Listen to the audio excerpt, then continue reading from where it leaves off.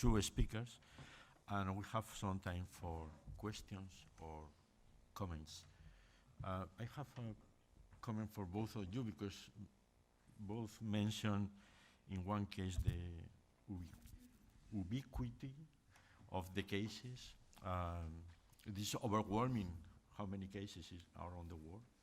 And also in your case, you mentioned the small things happening all around the world.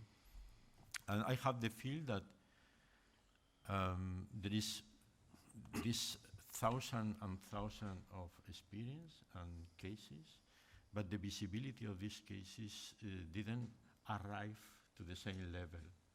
I mean, the public visibility of this case, probably I'm wrong, I don't know, but probably it's a question of the fragmentation of the experience and the lack of communication, of the integration through platform or other means. But in general, I think there is some lack between the visibility of this experience on the one hand, and on the other hand is the huge amount of cases. No? This is one comment if you want to add something. And the other one is about the meaning of value. I also have the feeling that when the Uber or Airbnb said, no, we are adding value to the community because we are increasing the ability of consumers to decide. And this is completely different from other definition of value, that is to add value to the community, not the consumers in a model of economy or traditional economy. I don't know if it's clear the idea, no? So this is a symbolic or meaning challenge for us to define exactly what is the meaning of value in these specific cases, no? Because behind this discussion is a very strong battle, economical battle between local government, national state government, and about the regulation of the whole sector of the economy in some cases. No, I remember in Spain the strike of the taxi drivers, traditional taxi drivers, against Cabify in Barcelona or in other cities around the world. Yeah?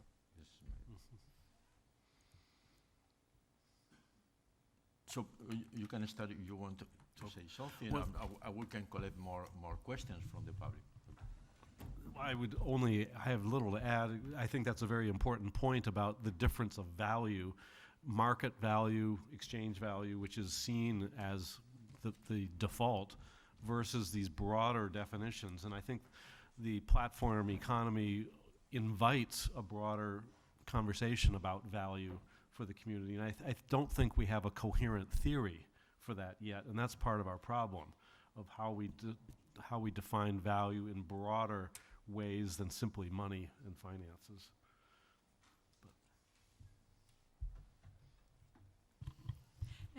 The question of value, I find it extremely important. It's an ambit that we were researching through the peer-to-peer value project. And we make an analysis of the conception of values in the communities. And what it emerged is that the necessity to go beyond monetary visions of value and have a more pluralistic view.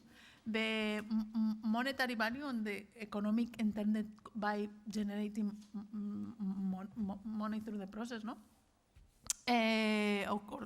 Or commercial type of injectments is very important.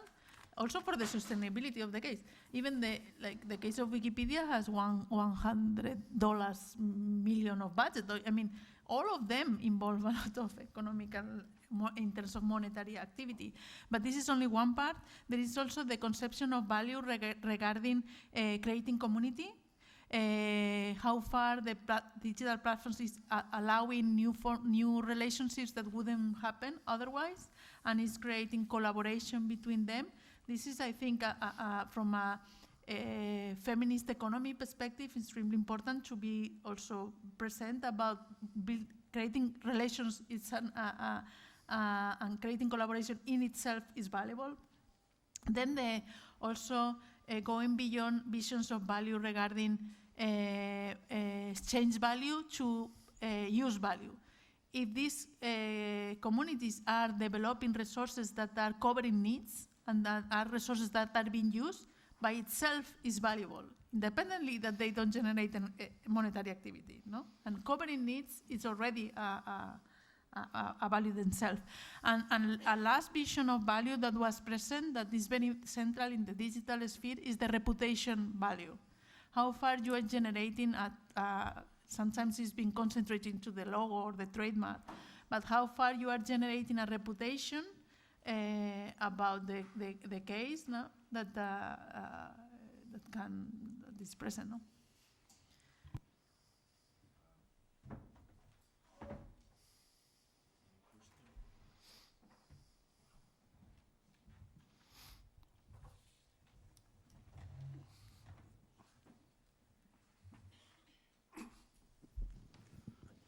Es que ricasco. Tengo una pregunta para Mayo, voy a hacer en castellano.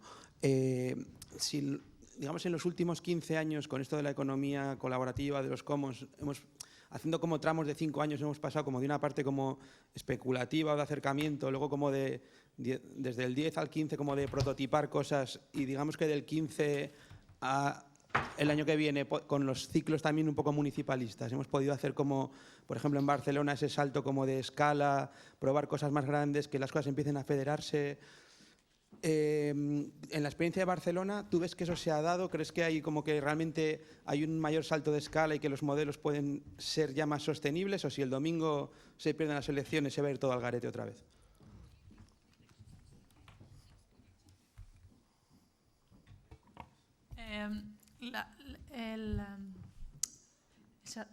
¿Respondo en castellano? ¿Sí? A ver, el ecosistema colaborativo de Barcelona o colaborativo y procomún de Barcelona existía antes de las últimas elecciones, en el sentido de que lo que pasa es que la administración pública, sea la Generalitat o el Ayuntamiento, no mostraba interés por este ecosistema, ¿no? Ahora lo que ha ocurrido en el último gobierno ha sido que sí que ha habido un interés por acercarse a este ámbito y apoyarlo con políticas de promoción y también como innovar en la forma que se hace políticas involucrándolo, ¿no?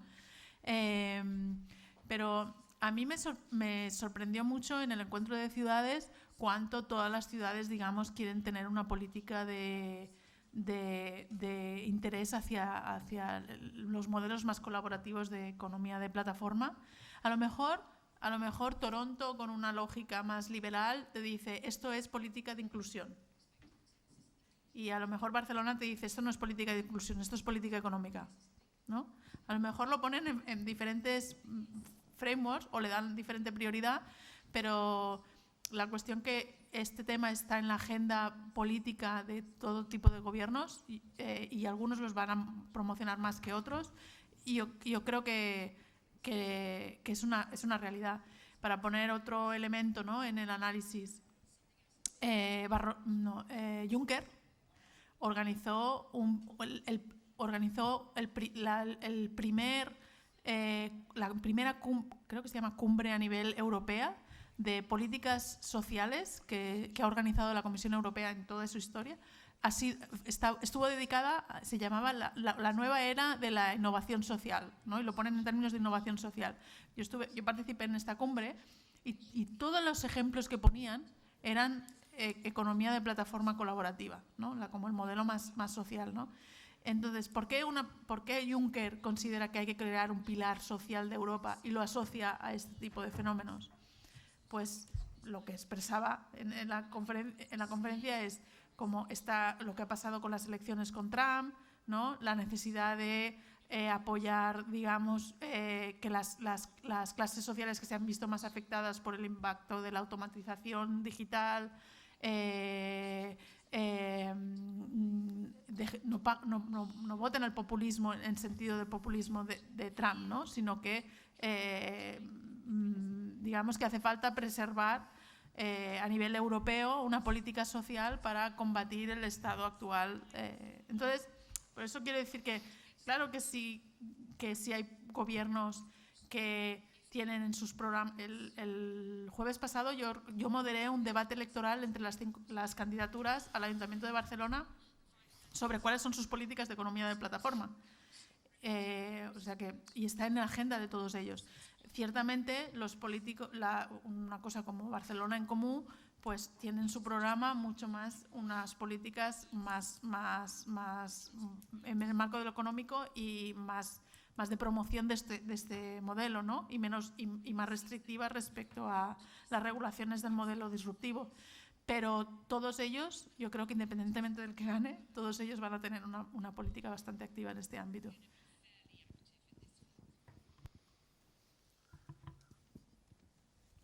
I would just add to that. I think it's important to focus on do the collaborators capture the control of what they create. And there's certain platform economies where that will simply be siphoned away by the investors or the corporate owners of those platforms.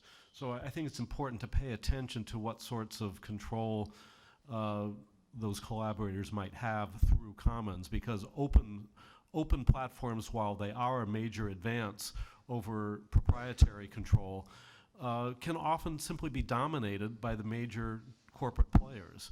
So I think that's just a little differentiation I wanted to add to the discussion, because I think it's important for us to keep track of that. Ernesto? No. El micrófono, por favor.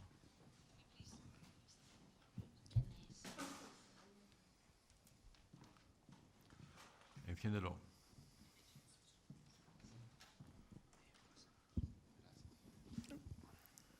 So through the presentation, I heard this notion of sovereignty and commoning, and I was listening very carefully to your options and the dichotomies there. And I thought, is there a huge tension between the notion of sovereignty, thinking in terms of Arendt, as sovereignty is precisely what politics wants to avoid, and commoning? So what are your approach to this tension, which I think lies at the center of truly commoning exercises? Because sovereignty seems to be a very problematic concept in terms of political theory for me to address these issues. Sovereignty is problematic because? Well, because basically autodetermination means that you can also take decisions in autarkic ways. So, for instance, I've been doing citizen science projects, and once we open up these issues, then right-wing groups can seize the control of these commons in some way or another. And they talk about sovereignty because they have been vulnerable or disenfranchised before. And it's also problematic because of political theory, right? So we hear sovereignty in Brexit today, we hear sovereignty about, the issue of the king. So it has been historically problematic, like deeply problematic. I think you raise a good point, except that I think we are in a state where the nation state and its sovereignty, its perceived legitimacy, is precisely on the table. And I think there is a danger of the sort you mentioned, of citizen groups claiming exclusive sovereignty over their own relative to the state. I think that's a new political frontier that's going to have to be discussed, because the liberal state has shown that it's not been able to satisfy a lot of legitimate needs on the right or the left. So I think you're right, theory hasn't caught up with that, but I think sovereignty is the issue. It's just who's going to have it, corporate, state, or self-organized citizen bodies. It's an open discussion that I don't have the answer for, except the existing configurations seem inadequate to the challenge. So just as a follow-up, I mean, there's this notion of Frank Pasquale of functional sovereignty, right? Like these platform economies are transforming the nation state. But maybe we can think how to move away from sovereignty altogether as a political concept to talk about self-determination, right? I mean, that's Arendtian kind of like notion of political philosophy. Actually, she reluctantly embraces the notion of sovereignty for revolution, but in general, the fact that you can decide by yourself and have these sovereign rights is anti-political in principle. Well, I think that's also a good point, that sovereignty itself may not be the term we're looking for here. To the extent that we need to recognize our interconnectedness and relationality, which is a different phenomenon than independent sovereignty to do whatever you want. I think perhaps there's another term, especially in this era of climate change, when relationality with the Earth itself is at issue, that we do need to think in different categories than sovereignty. Having said that, I guess I have no illusions that the commons or even right-wing groups are going to be effective sovereigns. I mean, I suppose ISIS has tried, but the nation state is going to be here for a while. The question is, on what terms might we modify state power so that it's more generous in recognizing self-determination by other parties than centralizing it all itself? That would be my perspective.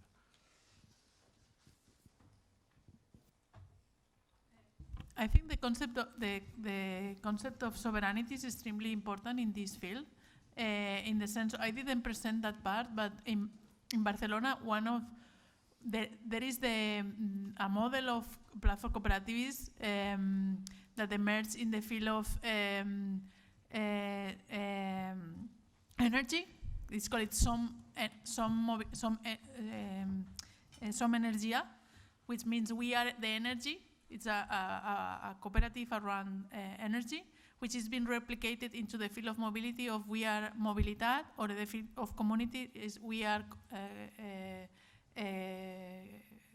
Communications. No?